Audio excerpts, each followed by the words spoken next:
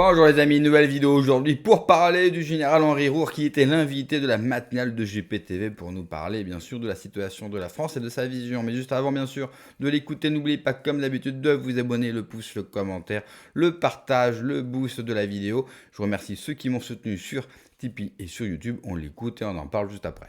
Nous ne sommes pas les seuls à le faire. La France est dans une situation extrêmement difficile.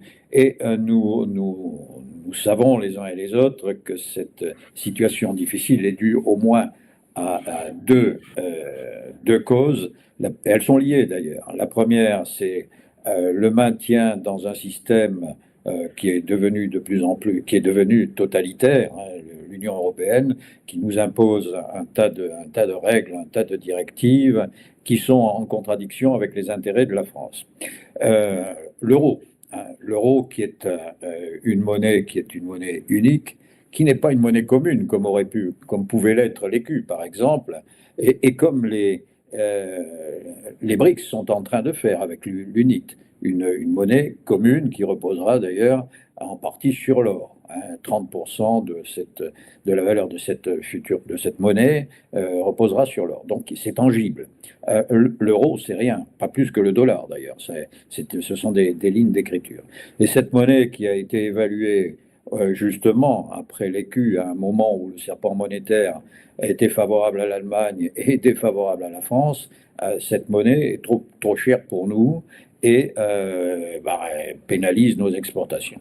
Bon, ça c'est la deuxième raison. Et puis il faut dire aussi les choses, hein. On a une classe politique, et là je n'analyse pas parti par parti, mais qui globalement est soumise à ce système. Alors que de toute évidence, il est pénalisant pour notre pays, mais aucun n'ose dire il faut mettre un terme à cette affaire. C'est dangereux pour l'avenir de la France et il faut en sortir.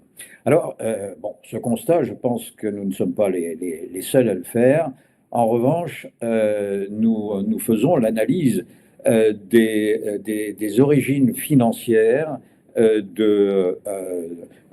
du système et notamment du dollar qui est derrière, évidemment, en arrière-plan de tout ça. Et cette caste internationale, mais plutôt anglo-saxonne d'ailleurs, financière, que d'aucuns appellent l'État profond. L'État profond, c'est un complexe bancaire, financier, avec les grandes entreprises, qui, de fait, jusqu'à présent, a dirigé le monde et continue à essayer de le diriger. On voit ce qui se passe, ce qui s'est passé en Ukraine, mettons ça au passé. Bon, on y reviendra. Et ce qui se passe au Proche-Orient, donc à l'Iran. Tout ça, c'est lié évidemment à cet État profond. Alors, on fait la relation entre cet État profond et l'Union européenne. L'État profond a été bousculé aux États-Unis par Trump. Trump qui est un patriote, un nationaliste, et qui a constaté, pas seulement lui, mais son équipe, que cet État profond, donc les banquiers, pour globaliser, étaient en train de prendre le pouvoir politique aux États-Unis. Et ça, c'était inadmissible pour un patriote. Vous savez que, par exemple, la Fed, la Banque fédérale, comme la City dont parlait Olivier tout à l'heure, hein, la City repose sur des banques privées.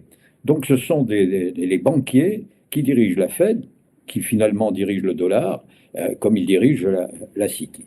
Alors tout ça, évidemment, du côté de Trump, c'était inadmissible. L'État profond est bousculé aux États-Unis et il s'est réfugié d'une certaine manière en Europe, où alors là, il y a une alliance conjoncturelle entre cet État profond et puis les principaux responsables des pays européens. Alors, bon, ça c'est la suite du constat. C'est analysé très en détail dans le livre, hein. Et on aboutit évidemment à quelque chose de prospectif, et on dit la France est quand même un pays qui a d'énormes atouts, hein, et on ne les utilise pas. on ne les utilise pas. C'est assez extraordinaire d'ailleurs. Alors, on en fait un inventaire très précis, et puis on dit, voilà, si on les mettait en valeur, ces atouts, la France sortirait allègrement du marasme ou du déclin dans lequel elle se trouve, et pourrait résoudre tous les problèmes internes qui sont les siens, dont un des principaux, évidemment, est la dette. Hein. Mais il y a aussi l'immigration. On ne peut pas combattre l'immigration parce qu'on est soumis aux directives européennes. On ne peut pas combattre la dette tant qu'on est lié à cette monnaie artificielle qu'est l'euro. On ne peut pas combattre tous les maux du pays si nous n'avons pas l'autorité sur nos frontières et puis sur notre politique extérieure et sur notre politique intérieure. Alors, si vous permettez, Lara, puisque vous m'avez lancé sur ce bouquin, on fait quand même un récapitulatif parce que sortir de l'Europe comme ça sans essayer de mettre en avant tous les, toutes les richesses de notre pays, ça serait un coup d'épée dans l'eau. Hein. Je crois qu'il faut là aussi un constat, c'est que, et là je ne suis pas tout à fait d'accord avec ce qui s'est dit, depuis 500 ans, 5 siècles, la France fait partie des 5 grandes puissances mondiales. Les 5 grandes puissances mondiales. Alors certaines ont duré, hein, il y en a, il y a la Chine, il y a la Russie, il y a l'Angleterre, il y a la France, et il y en a d'autres qui sont sortis. Une autre qui est sortie, c'est l'Espagne, et une qui est rentrée, c'est les États-Unis. Alors vous allez me dire, bon, il y a d'autres grandes puissances, hein, il y a d'autres puissances. L'Allemagne, par exemple. Ah oui, mais l'Allemagne, elle a un rôle régional, elle n'a pas un rôle mondial, tout au moins au sens géopolitique, au sens de puissance d'influence. Alors ça, c'est un premier point. Mais si on regarde les richesses de notre pays, d'abord, on est européocentré. Ça, c'est une absurdité ou c'est une inculture de la part de nos hommes politiques. La France, la France est un pays mondial. C'est un pays qui est sur toutes les mers du monde. C'est 11 millions de kilomètres carrés de zones économiques exclusives. Et cette ZEE, c'est la France. C'est la France. Je ne veux pas jouer sur les mots, mais c'est un peu comme la terre de France. D'ailleurs, si on prend en compte les terres émergées, donc les îles, enfin, les départements et territoires, régions d'outre-mer, c'est pas 550 000 kilomètres carrés. On ajoute 100 000 kilomètres carrés. La France, c'est quasiment 650. Général Roure, on se souvient de ces territoires d'outre-mer lorsque on a besoin justement de montrer notre positionnement mondial, mais le reste du temps, c'est extrêmement centralisé sur l'Hexagone. Donc, Alors, c'est ce que je vous dis, hein, c'est ce que je vous dis. Et c'est là qu'est la richesse. Je peux prendre plusieurs exemples, parce que ce n'est pas les seules ressources de la France. Hein. La, la Guyane. La Guyane, dont M. Macron croyait que c'était une île à un moment. Bon, enfin, Mm. la Guyane, c'est. Notre état le rappelle aussi, hein, la richesse de la Guyane. Oui, alors la Guyane, c'est la dimension de l'Autriche. Oui, la dimension de l'Autriche. C'est la plus longue frontière que nous ayons avec donc un pays voisin. C'est là, c'est avec le Brésil, plus de 700 kilomètres. C'est pas avec l'Allemagne, c'est pas avec la Belgique, avec l'Espagne et l'Italie. C'est avec le Brésil. La France est frontalière, je passe un peu sur la Guyane, avec plus de 30 pays dans le monde. 30 pays dans le monde.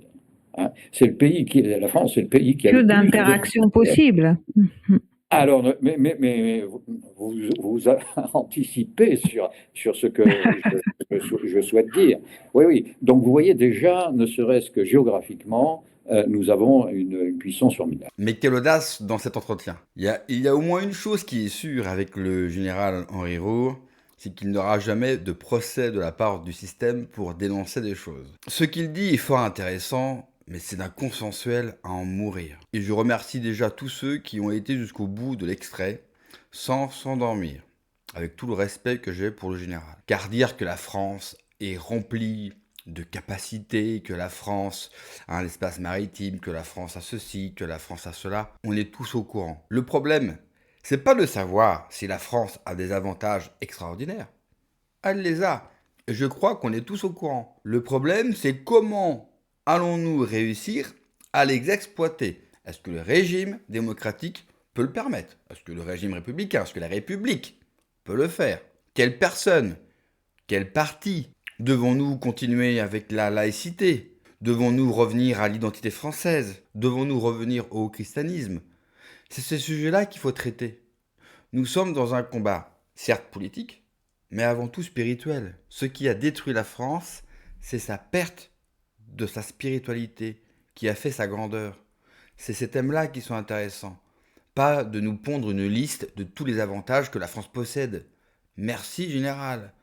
De la part d'un général, j'aurais aimé un petit peu plus d'audace, un petit peu plus de courage aussi dans les propos. En fait, à travers cet extrait, cela montre une chose qu'on a perdue, je trouve, sur Internet, à part pour quelques personnes, c'est l'audace, la prise de risque. Quelque part, la radicalité. Ne pas hésiter d'aller dans des sujets clivants. Ne pas avoir peur. Savoir prendre des risques.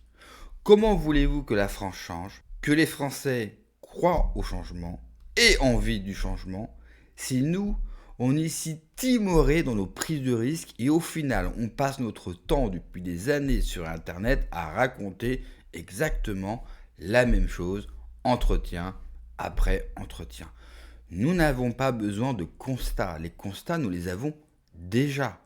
Ce que nous voulons savoir, ce que j'ai envie de savoir, moi, et ce que j'ai envie d'entendre, c'est des propositions. Je ne veux pas qu'on me dise, la France a des avantages, il suffit de faire ça et tout va aller bien. Non, moi je veux qu'on me propose un autre modèle de société, un autre regard sur la vie. Car je ne crois pas qu'en continuant avec le modèle républicain, ce modèle qui a détruit la France, nous allons pouvoir non seulement la soigner, mais la faire repartir. Merci d'avoir regardé la vidéo les amis, n'oubliez pas comme d'habitude de vous abonner, le pouce, le commentaire, le partage, le boost de la vidéo. Prenez soin de vous, que Dieu vous protège, allez ciao.